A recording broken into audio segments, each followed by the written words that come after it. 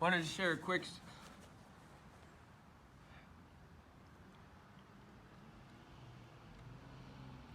quick story with you guys.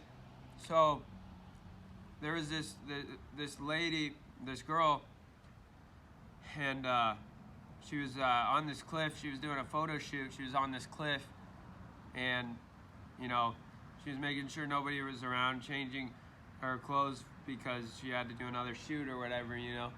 So she was changing her clothes.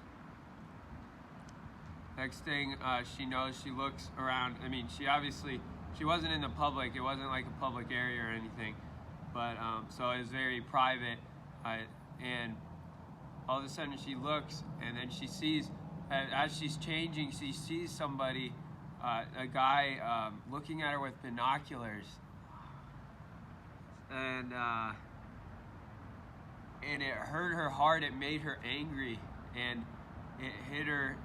It was just like, it hit me, and I was just like, you know, never look at women as objects. I've heard that my whole life, but this story hit me different.